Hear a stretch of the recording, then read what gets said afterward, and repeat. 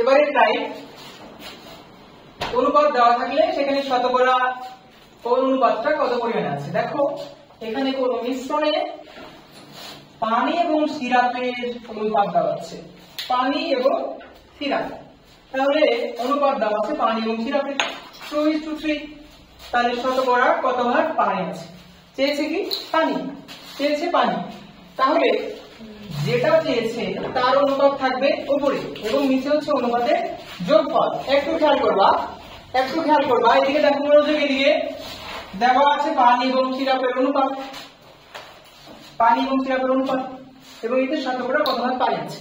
এরকম যে কোনো অঙ্কের জন্য যে অনুপাত দেওয়া থাকবে তার মধ্যে যদি কোনটা শতকরা কত পরিমাণ চায়, যদি বলে যে শতকরা কত পরিমাণ আছে, সেই ক্ষেত্রে আমরা কি করব, সেই ক্ষেত্রে যেটা চাইবে পানি দেওয়া আছে সিরাপ দেওয়া আছে, পানি চেয়েছে কত ভাগ আছে, যদি সিরাপ চাইতো তবে সিরাপের অনুপাত উপরে, পানি চেয়েছে পানির অনুপাত থাকবে উপরে।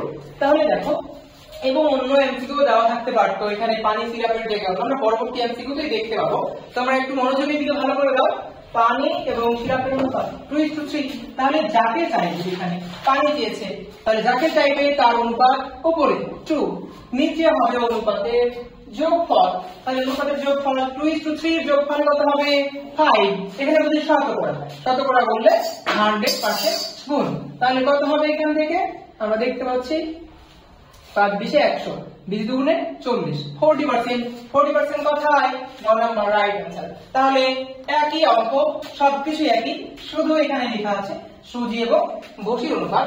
অবশ্যই তোমরা এটা 5 সেকেন্ডের মধ্যে সমাধান করতে পারবে। দেখো সুজি এবং বসির অনুপাত দেওয়া আছে এখানে 3:2, সুজির শতকরা পরিমাণ কত, চেয়েছে কাকে, সুজি, তাহলে সুজি থাকবে উপরে, সুজির অনুপাত কোনটা, দেখো সুজি প্রথমে, তাহলে প্রথমেরটা সুজির অনুপাত, তাহলে সুজি চেয়েছে কত পরিমাণ, শতকরা কত পরিমাণ আছে সুজি, তাহলে সুজি থাকবে উপরে, সুজির অনুপাত 3 উপরে, নিচে কি করি আমরা অনুপাতের যোগফল আবারও কত 3 আর হচ্ছে 2 এর অনুপাত কত, যোগফল কত 5, কিন্তু শতকরা চেয়েছে 100%, তাহলে এটার উত্তর কত হবে 5 20 100, 3 20 60%, 60% কথায়